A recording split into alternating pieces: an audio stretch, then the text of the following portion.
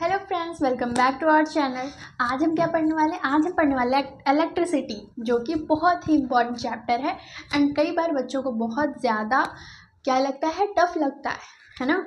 जितने भी बच्चे होते हैं सबको पता नहीं क्यों ये वाला चैप्टर टफ लगता है। तो आज आप बताना कि क्या ये चैप्टर टफ है?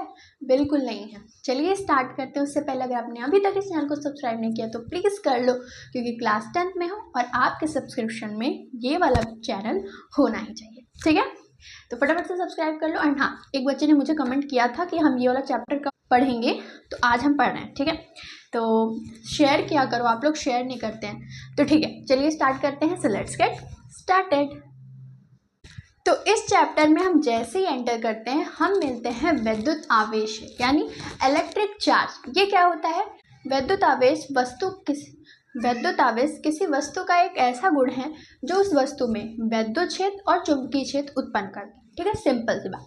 आपने नोटिस किया होगा कि जब हम पेंसिल लेते हैं उसे अपने सर पे, बालों पे रब करते हैं एंड फिर कागज़ के छोटे छोटे टुकड़े उससे अट्रैक्ट होने लगते हैं। ऐसा क्यों होता है? क्योंकि उसके अंदर जैसे ही उसे रगड़ते हैं तो उसके अंदर विद्युत आवेश उत्पन्न हो जाता है एंड वो विद्युत आवेश ही उस कागज़ को उठाने लगता है। ठीक है, तो आपने ये अपनी बुक में इंट्रोडक्शन में पढ़ा होगा। ठीक है, तो देखो विद्युत आवेश क्या है? किसी पदार्थ का गुण है, किसी पदार्थ का वह गुण जो उसमें विद्युत क्षेत्र व चुंबकीय क्षेत्र उत्पन्न करता है। इस चैप्टर में हमें विद्युत क्षेत्र के बारे में पढ़ना है, तो हम विद्युत क्षेत्र के बारे में पढ़ेंगे। ठीक है, तो आपको समझ में आया?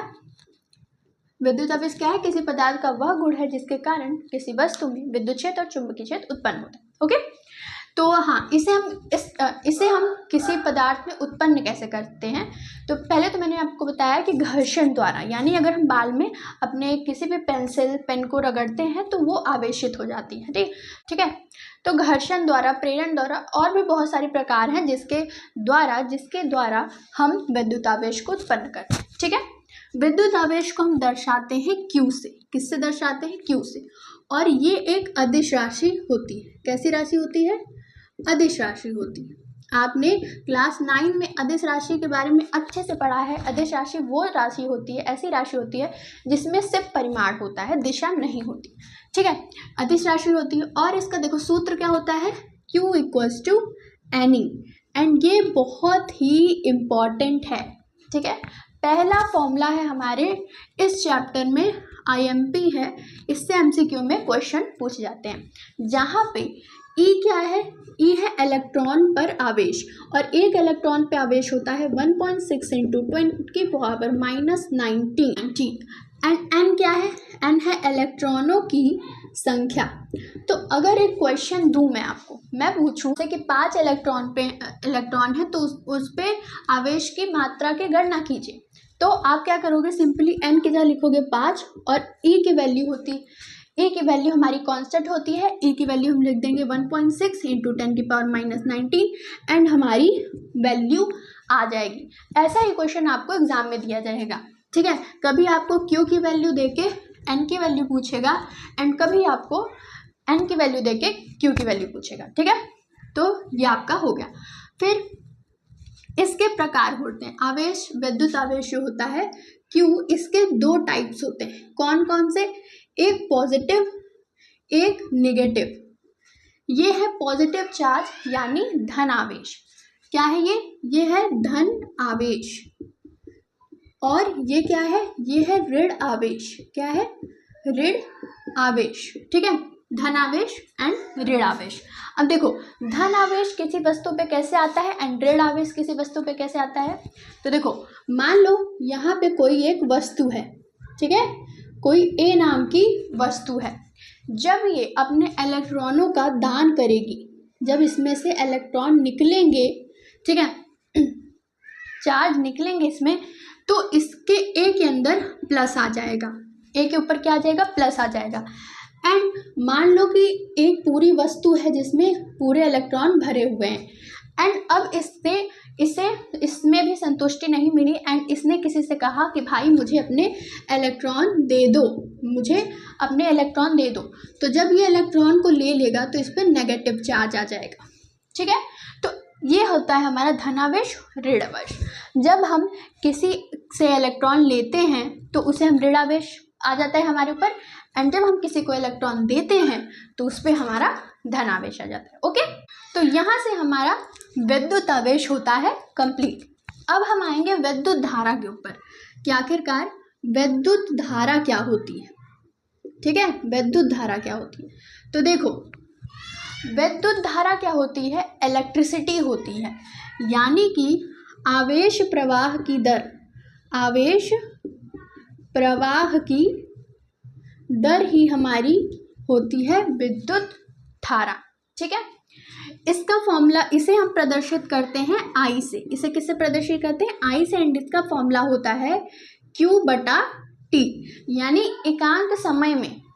एकांक समय में जितना आवेश प्रवाहित होगा। देखो अब आवेश प्रवाहित होता है तभी विद्युत धारा उत्पन्न होती है। ठीक है, आवेश प्रवाहित होता है तभी विद्युत धारा उत्पन्न होती है। तो हम कहेंगे कि एकांक समय में जितना भी आवेश प्रवाहित होता है उसे हम कह देंगे हमारी विद्युत धारा। ठीक है, ओके। तो फिर अच्छा, मैं इसका आपको मात्रक मैंने अभी नहीं बताया, तो इसका मात्रक होता है हमारा कूलाम। ठीक है, कहाँ लिखूं, यहाँ पे, इसका मात्रक होता है कूलाम। ठीक है, कूलाम, आवेश का मात्रक कूलाम। अच्छा, विद्युत धारा का मात्रक क्या होता है, देखो यहाँ हम जानते हैं क्योंकि Q आवेश का मात्रक होता है कूलाम एंड T का मात्रक होता है सेकंड, तो कूलाम बटे सेकंड कह सकते हैं, या फिर हम इसे सम्मिलित रूप में कहते हैं एम्पियर। क्या कहते हैं, एम्पियर। ठीक है, एम्पियर, जिसे हम ए से प्रदर्शित करते हैं, तो एम्पियर भी इसका मात्रक होता है। ठीक है, तो अगर आप मुझसे पूछो कि दीदी ये बताइए कि जो ये धारा की दिशा होती है वो क्या होती है। ठीक है, मान लो हम एक बना लेते हैं अपना सर्किट। ठीक है, अब ये सर्किट क्या होता है, तो सर्किट होता है हमारे घर में जो तार लगे होते हैं उन्हीं को हम बेसिकली सर्किट कहते हैं।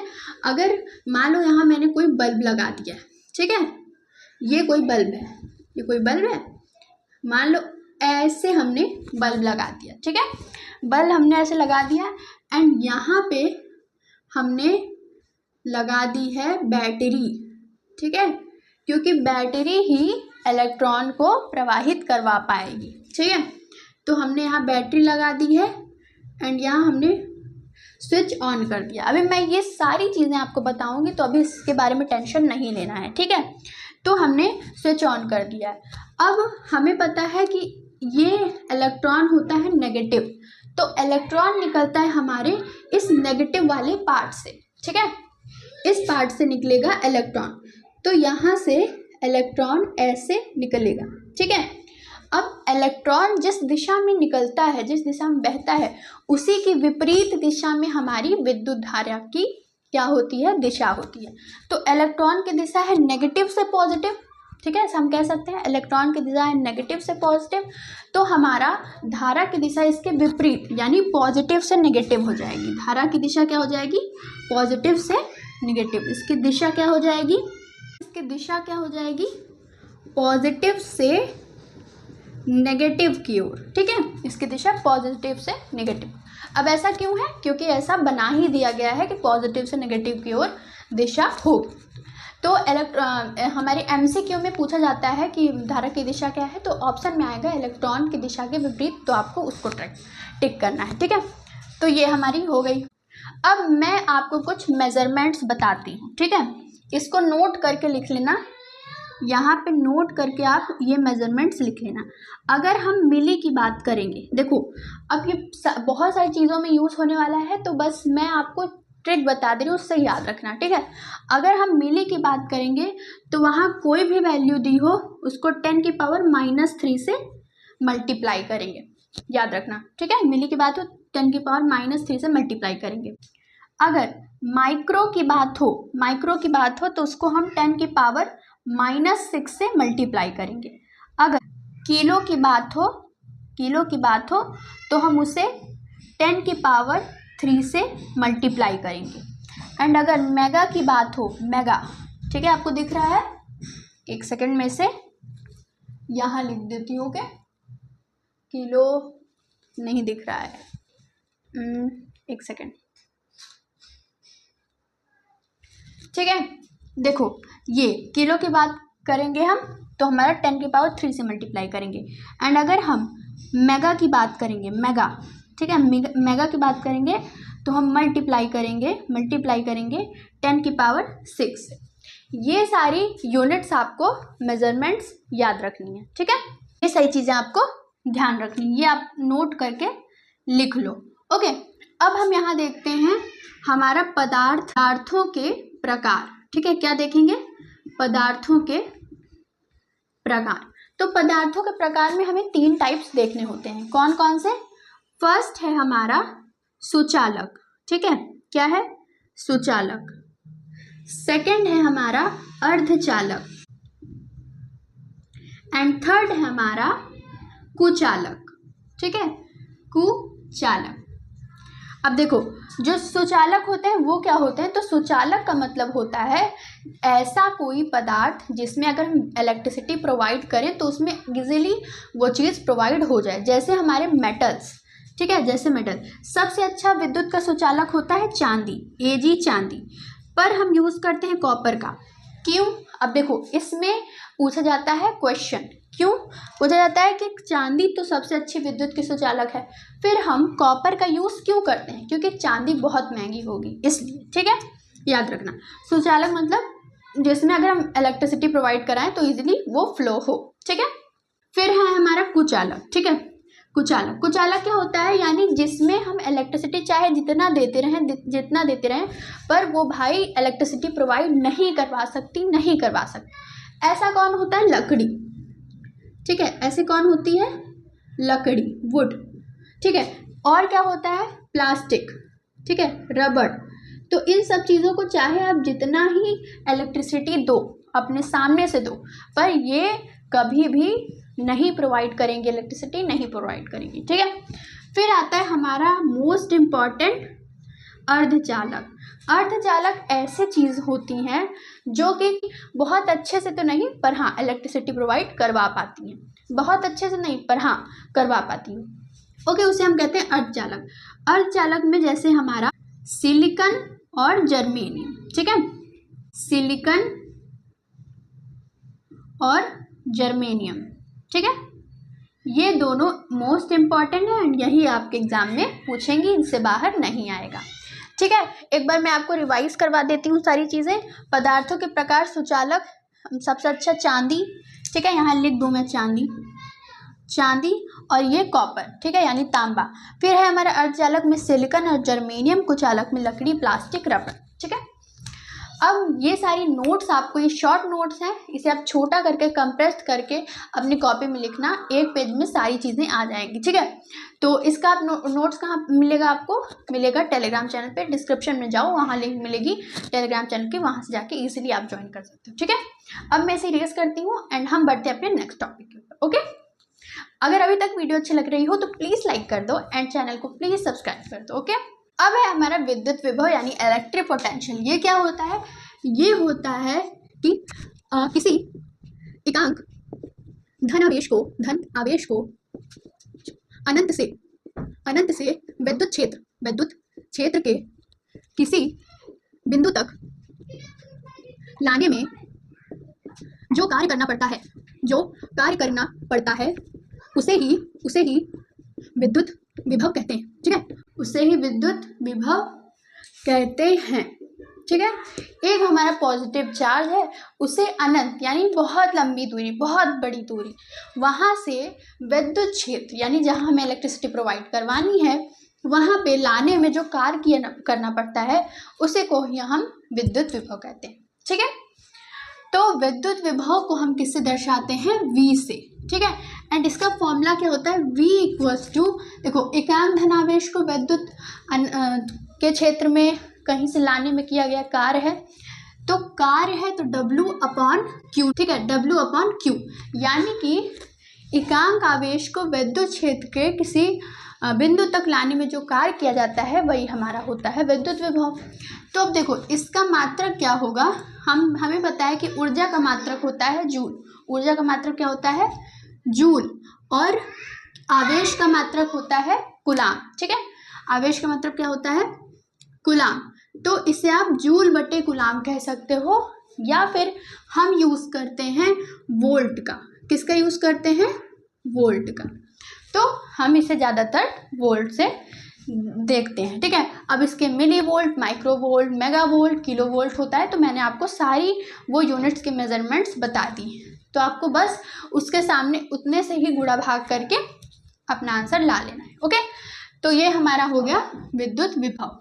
अब है हमारा विद्युत विभवांतर। अब क्या है विद्युत विभवांतर।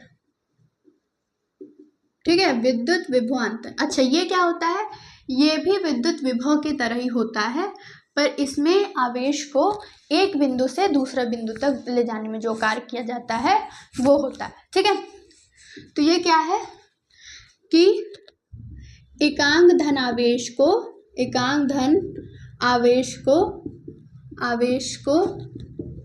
विद्युत क्षेत्र के एक बिंदु से दूसरे बिंदु तक ले जाने में किया गया कार्य होता है। ठीक है, किया गया कार्य होता है। अच्छा, इसका भी फॉर्मूला वही होता है, बस हम इसे डेल्टा V से दर्शाते हैं। तो इसे हम डेल्टा V से दर्शाते हैं। डेल्टा V इक्वल्स टू होता है W/Q, यानी कि इसका मात्रक भी वोल्ट होगा। ठीक है, इसका भी मात्रक क्या होगा वोल्ट होगा। ठीक है, विभव क्या होता है अनंत से किसी विद्युत क्षेत्र के किसी बिंदु तक लाने में किया गया कार्य, और विभवांतर क्या होता है एक बिंदु से दूसरे बिंदु तक ले जाने में किया गया कार्य। ठीक है, अगर बैटरी के अंदर ये नहीं होगा तो विद्युत धारा प्रवाहित नहीं हो सकती। ओके, तो सारी बैटरी के अंदर विभवांतर उत्पन्न होता है, जिसके कारण विद्युत धारा प्रवाहित होती है। ठीक है, अब है आपका मोस्ट इंपॉर्टेंट टॉपिक विद्युत परिपथ आरेख। ठीक है, विद्युत परिपथ आरेख। विद्युत परिपथ आरेख क्या होता है, देखो मैं आपको कुछ ऐसे साइंस बताने जा रही हूँ, सिंबल बताने जा रही हूँ, जो कि डायग्राम बनाने में या फिर सर्किट बनाने में बहुत ज़्यादा यूज होते हैं। ठीक है, तो उसे आप लिखना अपने कॉपी में। तो सबसे पहले हम जानते हैं कि आखिरकार विद्युत परिपथ कहते किसको हैं। ठीक है, विद्युत परिपथ कैसे कहते हैं, किसे कहते हैं, तो विद्युत धारा के मार्ग को विद्युत परिपथ कहते हैं। ठीक है, विद्युत धारा के मार्ग को कहते हैं। अब कुछ आरेख हैं, देखो जैसे सबसे पहला सेल अगर हमें बनाना हो किसी परिपथ में, हम कैसे बनाते हैं, तो सेल में हम सबसे पहले यहाँ हमारा तार हो गया ये, ठीक है वायर हो गई, हम सबसे पहले यहाँ बड़ी डंडी बनाते हैं। बड़ी डंडी पे हमारा होता है प्लस, जहाँ से आवेश जो कि विद्युत धारा का मार्ग होता है। फिर यहाँ हम छोटी डंडी बनाते हैं जो कि हमारा इलेक्ट्रॉन का मार्ग होता है। तो ऐसे हम सेल बनाते हैं। अगर हमें किसी सर्किट में सेल बनाना होगा तो हम ऐसे बनाएंगे। ठीक है, फिर बल्ब, ठीक है, बल्ब अगर हम बनाना हो तो इजीली आप इसको ऐसे बना सकते हो। ठीक है, थर्ड, अगर आपको बैटरी बनाना हो तो हम कैसे बनाते हैं, देखो बैटरी क्या होता है, बेसिकली सेलों का संयोजन ही बैटरी कहलाता है। ये एक सेल है तो हम इसे सेल कहते हैं। अगर ऐसे ही बहुत सारी सेल ले लें तो बैटरी बन जाती है, यानी कि ये बनता है कुछ इस तरीके से हमारी बैटरी का निरूपण होता है। ठीक है, फिर तार तो आप जानते ही हो, तार हम ऐसे बनाते ही हैं, सिंपल। ये क्या है, ये है हमारा तार। ठीक है, फिर क्रॉस तार, फिर है हमारा क्रॉस तार। अब देखो क्रॉस तार क्या होता है, जैसे हम देखते हैं कि हमारी जो तार होती है तो अगर एक तार मान लो ऐसे है, बल्ब की तार है ऐसे है, एंड दूसरी तार उसको इधर से जानी है, ठीक है, इधर से कहीं पे जानी हो, तो अगर आप देखो तो ये ऐसे तार है, तो ये तार ऐसे जाती है ना, ऐसे इसके ऊपर से ऐसे जाती है। तो ऐसे ही अगर हमें क्रॉस तार बनाना हो तो एक तार तो ऐसे गई है, ठीक है, ऐसे गई है, तो दूसरी तार जब जाती है तो ये इसके ऊपर से आके जाती है, ठीक है। तो ऐसे, तो ये इसके ऊपर से ऐसे जंप करके जाती है, तो इसे हम कहते हैं क्रॉस तार। फिर छठी चीज प्रतिरोधक तार। प्रतिरोधक तार, अब ये प्रतिरोधकता क्या है सब अभी हम देखने वाले हैं। सबसे पहले आप देख लो बस इसे। प्रतिरोधक तार क्या होता है, देखो सभी तार का कुछ न कुछ प्रतिरोध होता है, ठीक है। प्रतिरोध क्या है, जो कि धारा का जो मान है उसका विरोध करता है, उसे प्रतिरोध कहते हैं। नहीं समझ में आ रहा होगा, समझ में मुझे पता है, अभी मैं आपको समझाऊंगी, बस आप ध्यान रखो कि प्रतिरोधक तार को हम ऐसे दर्शाते हैं, ठीक है। कई बच्चे इसे ऐसे बना देते हैं तो गलत है, ऐसे मत बनाना क्योंकि ये अलग चीज हो जाती है, कुंडली हो जाती है। ऐसे बनाना, इसे हम कहते हैं प्रतिरोधक तार, ठीक है। फिर है हमारा धारा नियंत्रक,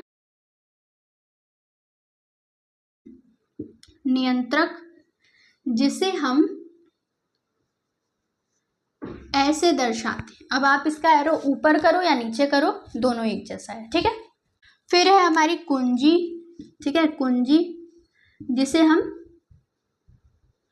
ऐसे डॉट से दर्शाते हैं। देखो अगर विद्युत धारा प्रवाहित करनी है तो ऐसे हम मान लो कोई भी सर्किट बनाए, यहाँ बल्ब हमने लगा दिया, यहाँ हमने लगा दी बैटरी, ठीक है, और यहाँ हमने कुंजी लगा दी। अगर आप इस ब्रैकेट में डॉट लगा दो, इसका मतलब होता है कि यहाँ पे सर्किट बंद है। देखो अगर सर्किट खुला होगा तो कभी भी इलेक्ट्रिसिटी फ्लो नहीं होगी। जैसे तार कटा होता है तो इलेक्ट्रिसिटी पास नहीं होती, वैसे ही ये होता है। अगर हम इसे खोल दें, इसका ये बिंदी इरेज कर दें, तो इसका मतलब है कि तार कहीं ना कहीं से टूटा हुआ है एंड ये इलेक्ट्रिसिटी प्रोवाइड नहीं करेगा। जब हम इसमें से पॉइंट लगा देंगे, इसका मतलब है तार का पूरा सर्किट बंद है एंड इजिली तार क्या करेगा, इलेक्ट्रिसिटी फ्लो करवाएगा, ठीक है। तो अगर कुंजी में मान लो से डॉट लगा दो तो इसका मतलब है बंद है, यानी परिपथ बंद है। और अगर मान लो ब्रैकेट में कोई डॉट ना लगा हो तो इसका मतलब ये खुला है, खुला परिपथ, ठीक है। आई होप आपको ये सारी चीजें समझ में आ रही होंगी, ठीक है। अब देखो 9 अमीटर। अच्छा, ये अमीटर क्या होता है, तो अमीटर धारा को मापता है। ये क्या है, धारा मापी यंत्र, इसे हम क्या कहते हैं, अमीटर। ऐसा ही वोल्ट मापी यंत्र वोल्ट मीटर कहलाता है, वोल्ट मीटर। ऐसे ही गैल्वेनोमीटर होता है, क्या होता है, गैल्वेनोमीटर, जिसे जी से दर्शाते हैं एंड ये बहुत ही धारा के सूक्ष्मतम मान को वो करता है, मापता है, ठीक है, गैल्वेनोमीटर। चलो इतनी चीजें हो गई है ना। नोट्स कहाँ मिलेंगे, टेलीग्राम चैनल पे, ठीक है। अगर अभी तक प्लीज वीडियो को देख रहे हो तो प्लीज लाइक कर देना है, चैनल को सब्सक्राइब कर देना, ठीक है। चलो इसे इरेज करती हूँ एंड बढ़ते हैं अपने नेक्स्ट टॉपिक के ऊपर। ये जितने भी पीडीएफ सब आपको टेलीग्राम चैनल में मिल जाएगी, तो फटाफट से जाके ज्वाइन कर लो, ओके। अब है हमारा मोस्ट इम्पॉर्टेंट टॉपिक, ओम का नियम। इस पे डबल ट्रिपल स्टार मार्क कर लो क्योंकि सीधे एग्जाम में यहाँ से क्वेश्चन बनते हैं, ठीक है। तो हमारा ओम का नियम क्या है, ओम जी कहते हैं, देखो ओम क्या थे, एक वैज्ञानिक थे, एक साइंटिस्ट थे। इन्होंने कहा कि यदि किसी चालक की भौतिक अवस्था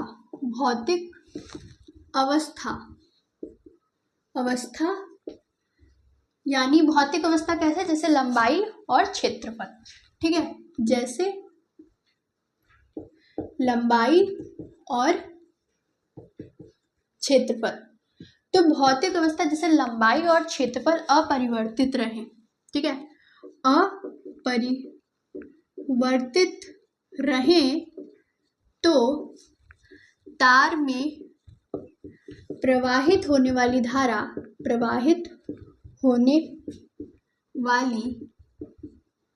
धारा व उसका वोल्ट, उसका विभव का अनुपात नियत होता है। ठीक है, इन्होंने कहा कि अगर किसी तार को ले लो, धात्विक तार लेना बस, ठीक है, कोई मेटल का, तो तार ले लो और उसमें हम क्या करें, विद्युत धारा प्रवाहित करवाएं, और पर उस एक शर्त है कि उसकी हमें भौतिक अवस्थाएं नहीं बदलनी है, जैसे लंबाई और क्षेत्रफल नहीं बदलना है। ठीक है, बिना अपरिवर्तित रहे। तो अगर ये सब होगा तो उसमें उसके बैटरी के बीच जो विभवांतर होगा, सेलों के बीच जो विभवांतर होगा, और उसमें जो धारा प्रवाहित हो रही होगी आई, तो वो एक दूसरे के क्या होंगे, अनुपात में होंगे, एक दूसरे के अनुपात के नियत होंगे। पहले आप ये भी लिख सकते हो कि यदि किसी चालक की भौतिक अवस्था, लंबाई और क्षेत्रफल अगर अपरिवर्तित रहें तो क्या होगा, तो धारा और विभव एक दूसरे के समानुपाती होंगे। धारा और विभव एक दूसरे के समान। अब ये समानुपाती और अनुक्रमानुपाती क्या होता है ये समझो। अगर किसी चीज़ को हम कहें कि वो किसी चीज़ के समानुपाती है, इसका मतलब कि जितना हम एक चीज़ को बढ़ाएंगे दूसरी चीज़ भी बढ़ती जाएगी। जैसे मान लो हम कह रहे हैं कि एक बच्चा पढ़ने में बहुत अच्छा है एंड उसके सामने हम मार्क्स को लेते हैं, तो अगर बहुत अच्छा है पढ़ने में तो उसके मार्क्स भी बहुत अच्छे होंगे। तो ये हो गया समानुपाती, यानी जितना पढ़ने में अच्छा है उतने ही अच्छे उसके मार्क्स हैं। पर अगर अनुक्रमानुपाती की बात होगी तो हम कहेंगे कि एक बच्चा बहुत पढ़ने में बेकार है, इसलिए उसके मार्क्स भी बहुत कम हैं। तो हम कहेंगे वो जितना पढ़ने में बेकार होता जाएगा उसके मार्क्स उतने ही कम होते जाएंगे। तो अनुक्रमानुपाती का मतलब होता है कि एक चीज़ को जितना बढ़ाओ उसके सामने वाली चीज़ उतनी ही कम होती जाए, है ना। और समानुपाती का मतलब कि जिस चीज़ को आप जितना बढ़ा रहे हो तो उसके सामने वाली चीज़ भी बढ़ती ही जाएगी। ठीक है, तो ये हो जाएगा विसमानुपाती। ठीक है, यानी आप विभव को जितना बढ़ाओगे धारा उतना बढ़ेगी, विभव जितना बढ़ेगा धारा उतनी बढ़ेगी। तो ऐसे में जब ये हम समानुपातिकता, इसे ये क्या है, समानुपाती का चिन्ह है। ठीक है, तो जब हम इसको हटाते हैं तो यहाँ पे एक कांस्टेंट आर आता है। आर क्या है, एक नियतांक है। ठीक है, क्या है, नियतांक है जो कि कांस्टेंट है। ठीक है, नियतांक है, और ये नियतांक क्या है, ये नियतांक है प्रतिरोध। ठीक है, ये क्या है, प्रतिरोध। तो यहाँ से अगर हम देखें तो इसको हम नीचे कर दें तो R equals to V upon I हो जाएगा। तो हम कह सकते हैं कि V विभव, धारा, बहने वाली धारा व विभव का अनुपात, धारा व विभव का अनुपात जो है वो एक नियतांक है। देखो ये एक नियतांक है ना, यहाँ से हमारा प्रूफ होती है चीज़ें, तो ये हो जाएगा हमारा। ठीक है, अब यहीं से इसका मात्रक निकाल लीजिए। ठीक है, यहीं से इसकी यूनिट निकाल लीजिए, किसकी, आर की, जो कि प्रतिरोध है। प्रतिरोध मैं अभी आपको समझाऊँ क्या होता है। ठीक है, तो यहाँ इसका हो जाएगा वोल्ट और यहाँ से हो जाएगा एम्पियर। ठीक है, वोल्ट बटा एम्पियर, या फिर आप इसे कह सकते हैं ओम, जिसे हम ओमेगा से दर्शाते हैं। ज़्यादातर हम यूज़ ओम का करते हैं। माइक्रोम, मिली ओम। माइक्रोम क्या होता है, -6 से गुणा करते हैं, 10 की पावर -6। मिली ओम क्या होता है, 10 की पावर -3 से गुणा करते हैं। ठीक है, तो ये हो जाएगा। अब समझो प्रतिरोध आखिरकार होता क्या है। प्रतिरोध आर से दर्शाते हैं हम, और प्रतिरोध होता है किसी चालक का गुण, किसी चालक का वह गुण जो उसमें प्रवाहित होने वाली धारा, उसमें प्रवाहित होने वाली धारा का विरोध करे। देखो ये बहुत इंपॉर्टेंट थिंग्स हैं। सभी तार में प्रतिरोध होता है, इसका मतलब है कि अगर किसी तार में मान लो हम प्रतिरोध रहित कर दें, यानी प्रतिरोध उसमें बिल्कुल ना हो, तो इलेक्ट्रिकल अप्लायंसेस हैं सारे खराब हो जाएंगे, क्योंकि बहुत ज़्यादा मात्रा में धारा बहेगी एंड सारे ब्लास्ट हो जाएंगे, सारे खराब हो जाएंगे। ठीक है। इसीलिए प्रतिरोध बहुत इंपॉर्टेंट है, जो कि उसमें जो धारा होता है उसको कम करता है प्रतिरोध। ठीक है, चलो अब प्रतिरोध को हम दर्शाते हैं R से और इसका मात्रक होता है ओम। ठीक, इतने चीजें मैंने आपको बता दी। अब ओम भैया ने क्या किया, ओम भाई ने किया कि अपने इस नियम का सत्यापन भी किया, ताकि हमें पता चले कि ये बोल रहे हैं जो वो सच है। तो इन्होंने, अब है हमारा मोस्ट इम्पोर्टेंट टॉपिक, ओम के नियम का सत्यापन। ओम के नियम का सत्यापन। ठीक है, हम कैसे मान लें कि आप जो कह रहे हैं वो बात सही है। तो देखो इन्होंने क्या किया, तो इनके सत्यापन में हम लिखेंगे कि यदि किसी धात्विक तार में धारा व विभवांतर के बीच एक ग्राफ खींचें तो वह ग्राफ एक सरल रेखा होता है। देखो इसका मतलब क्या होता है, अगर हम कहें कि हम कोई एक ग्राफ बना रहे हैं, आप यहाँ देखो ग्राफ बना रहे हैं एंड इसका ये सरल रेखा हो रहा है, ठीक है, सरल रेखा हो रहा है, तो इसका मतलब होगा कि चीजें एक दूसरे के समानुपाती हैं। ठीक है, कैसे, देखो मान लो मैं हूं, ठीक है, मैंने क्या किया, मैंने जब V लिया एंड I लिया, मैंने V एंड I लिया, मैंने क्या किया, जब विभवांतर 5 वोल्ट था तो मैंने एक धारा मापी यंत्र ले लिया एंड जब मैंने देखा कि विभवांतर 5 वोल्ट था तो हमारी धारा 1 ओम थी, हमारी धारा 1 एम्पियर थी। जब ये 25 हुआ तो धारा 2 हो गई, जब ये 30 हुआ तो धारा 3 हो गई, 3 एम्पियर हो गई, जब ये 35 हुआ तो धारा 4 एम्पियर हो गई। आप इसे ऐसे लिख सकते हैं कि यहाँ पे 4, 5, 6, 7, ठीक है, ऐसे हमारी चीज़ें हो गई। तो अब जब मैं इसके और इसके बीच ग्राफ खींचूंगी, देखो ग्राफ जब मैं खींचूंगी तो यहाँ ऊपर हम लेंगे विभवांतर, ठीक है, ऊपर मान लो हम ले लेते हैं यहाँ पे विभवांतर, ऊपर की वैल्यू विभवांतर होगी, नीचे की वैल्यू हम ले लेंगे धारा एंड इनके बीच ग्राफ खींचेंगे तो मान लो ऊपर मैंने ले लिया 5, 5, 25, 30 और 35, ठीक है, मैंने नीचे वाली लाइन पे ले लिया 4, 5, 6, 7। अब जब मैं देखूंगी 5 और 4 में ग्राफ, तो 5 का ये है एंड 4 का ये है, दोनों की वैल्यू सेम है, ठीक है, दिख रही है, तो दोनों का यहाँ पे आ जाएगा, ठीक है। फिर मैं देखूँ 25 पे 5, तो 25 का ये और 5 का ये, ठीक है। फिर मैं देखूँ 30 पे 6, तो 30 का ये और 6 का ये।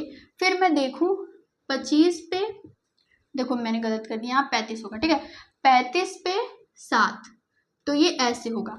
एंड जब हम इन सारे पॉइंट्स को मिलाएंगे, आपस में कनेक्ट करेंगे, देखो इन सारे पॉइंट को यहाँ आपस में कनेक्ट करेंगे तो हम देखेंगे कि यहाँ पे हमें वाकई एक सरल सीधी रेखा देखने को मिल रही।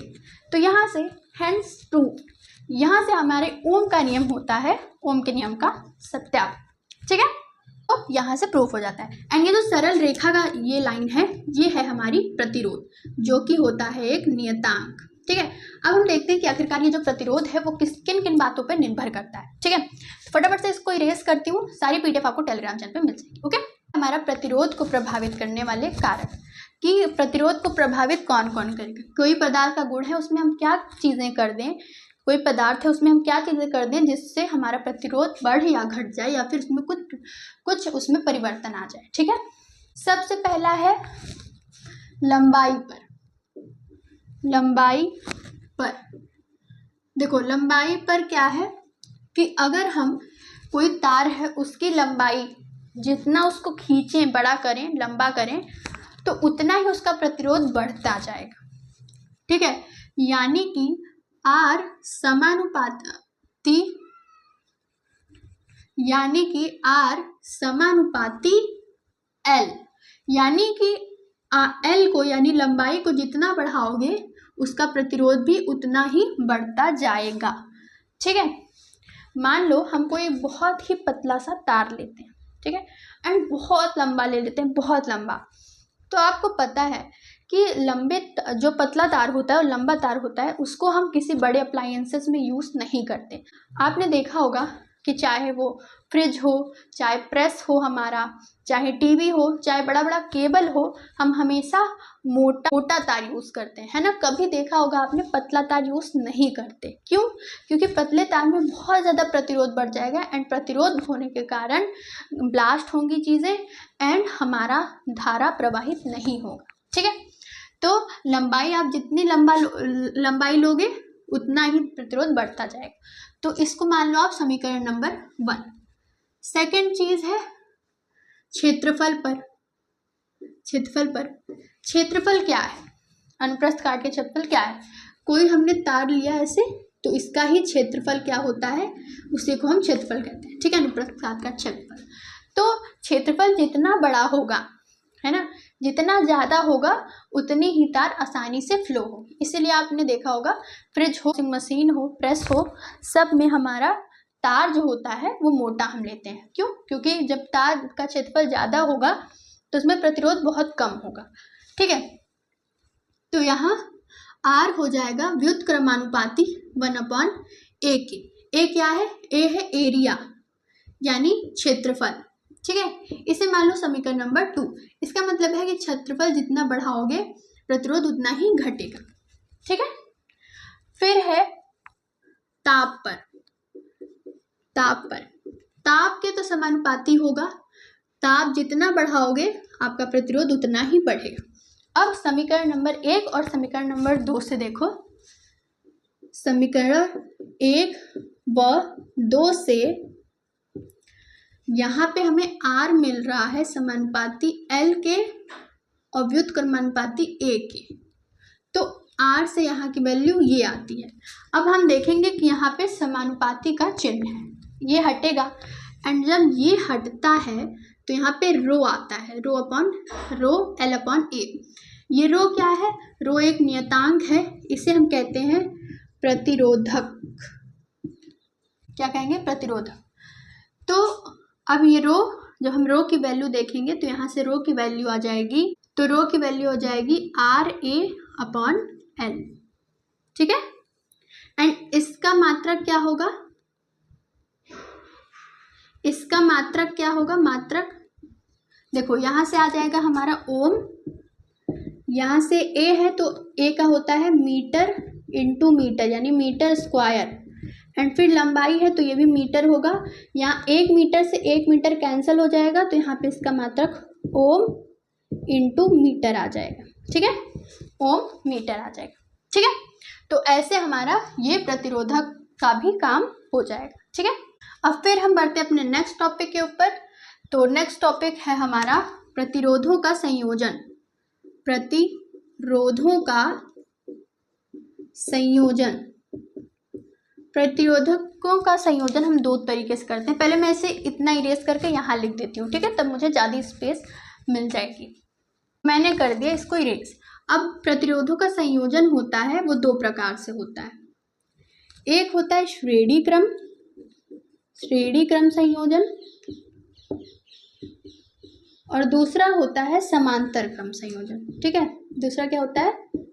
समांतर क्रम संयोजन। ठीक है, श्रेणी क्रम व समांतर। श्रेणी क्रम में क्या होता है कि जो प्रतिरोध होता है, प्रतिरोध हम जानते हैं कैसे जोड़ते हैं, ऐसे दर्शाते हैं ना। तो जो श्रेणी क्रम होता है उसमें जो प्रतिरोध का एक सिरा है वो दूसरे वाले प्रतिरोध के सिरे से जुड़ा रहता है। ठीक है, फिर ऐसा ही तीसरे वाले प्रतिरोध के सिरे जुड़ा रहता है। तो ऐसे लाइन से प्रतिरोध जुड़ा होता है। ठीक है, एंड जब ऐसे जुड़ा होगा R1 R2 R3 तो इसका जो फॉर्मूला होता है यानी R टोटल R तुल्य बराबर, देखो ये फॉर्मूला याद रखो, इजी है, पता है ये ना एडिशन है।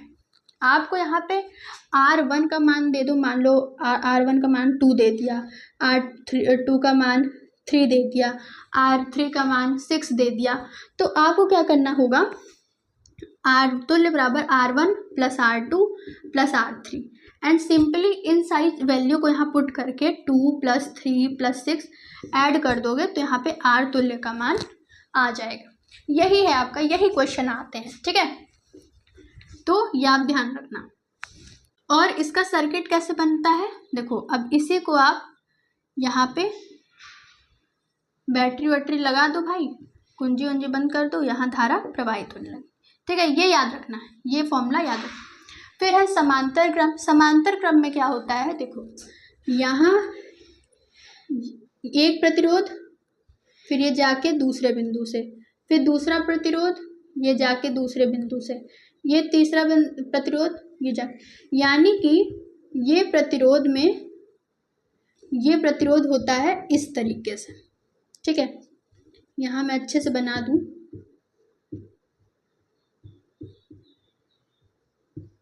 ठीक है। इसमें धारा एक बिंदु से ही जितने भी समांतर रूप से हमारे प्रतिरोध लगते हैं उसमें बढ़ जाती है, ठीक है। देखो इसका अगर आप इन दोनों की डेफिनेशन लिखना चाहो क्या लिखोगे, में लिखोगे कि प्रत्येक प्रतिरोध का दूसरा सिरा पहले वाले से जुड़ा होता है। इसमें क्या लिखोगे, इसमें लिखोगे पहले सिरे एक बिंदु से, फिर दूसरे सिरे दूसरे बिंदु से जुड़े होते हैं, ठीक है। समांतर क्रम में आप ये लिख दोगे। तो अब इसका फॉर्मूला क्या होता है, तो R तुल्य इसका क्या होगा, तो इसका 1/R से होगा, ठीक है। आप ऐसे याद रख सकते हो क्योंकि ये ऐसे ऐसे हैं, समांतर हैं, तो ये भी ऐसे ऐसे होगा, मैंने ये ऐसे याद किया था। तो R तुल्य equals to 1/R1 plus 1/R2 plus 1/R3, ऐसे ही जितने भी R हो वैसे जोड़ते जोड़ते 1/Rn, ऐसे ही यहाँ पे भी यहाँ जोड़ते जोड़ते Rn, ठीक है, यानी जितने भी आप चाहो उतना जोड़ के इसकी वैल्यू इजीली फाइंड कर सकते हो, ठीक है।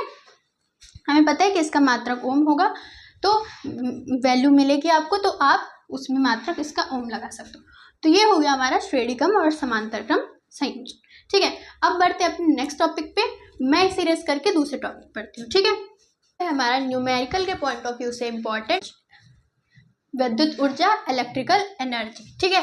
ये क्या होता है, इसे हम दर्शाते हैं W से, ठीक है, ठीक है, इसे हम W से प्रदर्शित करते हैं। जो विद्युत धारा से जो भी ऊर्जा हमें प्राप्त होती है उसे हम विद्युत ऊर्जा कहते हैं।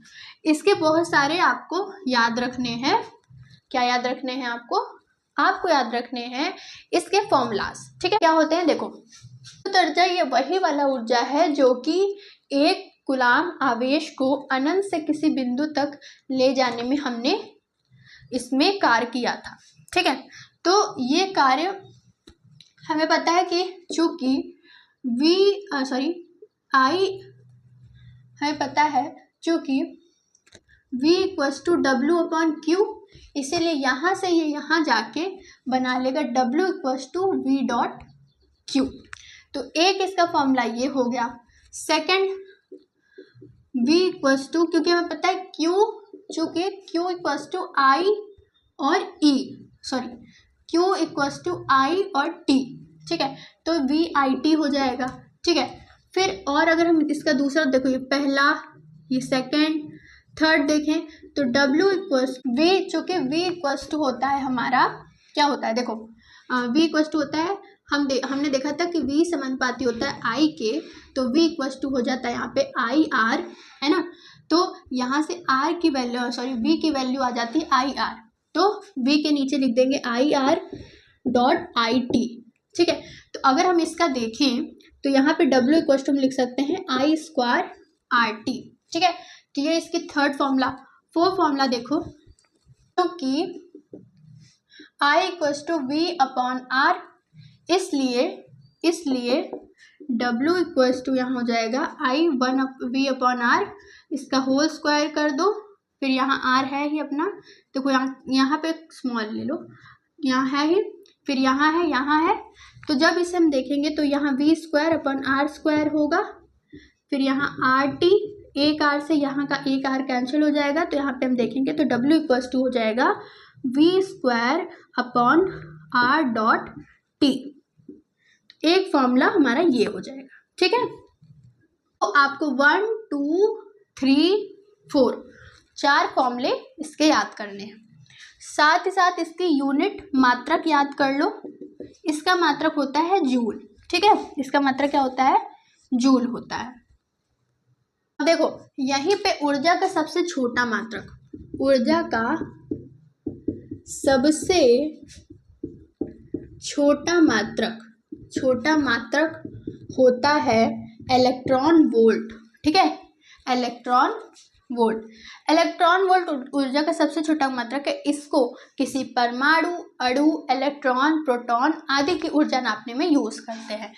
तो एक इलेक्ट्रॉन वोल्ट होता है 1.6 इंटू 10⁻⁻19। इसे आप याद रखना, MCQ में पूछा जा सकता है, ठीक है। फिर हम आ जाते हैं अपने वैद्युत शक्ति के ऊपर। वैद्युत शक्ति क्या है?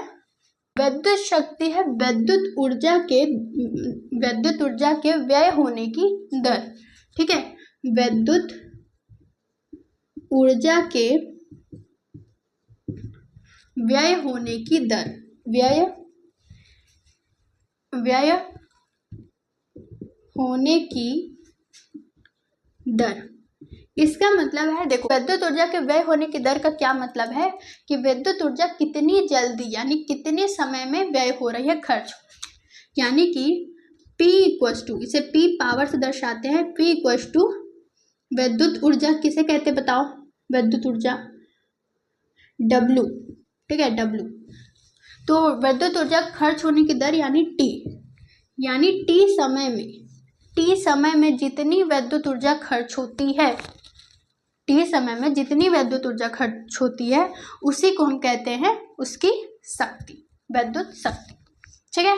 आई होप आपको ये वाला टॉपिक भी समझ में आया होगा। अब देख लेते हैं कि इसका मात्रक क्या होता है, ठीक है। मात्रक क्या होता है? तो ये इसका मात्रक हो जाएगा जूल और इसका मात्रक हो जाएगा समय। तो जूल बटा सेकेंड हो जाएगा इसका मात्रक। यहीं से हमारा ये वाला चैप्टर होता है खत्म। इस चैप्टर को होती है हैप्पी एंडिंग। अगर ये वीडियो अच्छी लगी हो, ये चैप्टर अच्छा लगा हो तो प्लीज़ लाइक करना, प्लीज़ चैनल को सब्सक्राइब करना एंड प्लीज़ वीडियो को शेयर करना, क्योंकि ऐसे वीडियो बनाने में बहुत ही ज़्यादा मेहनत लगती है, ठीक है। हम मिलते हैं आपसे नेक्स्ट 1 शॉट रिविज़न लेके, उसके लिए सब्सक्राइब कर लो, ठीक है।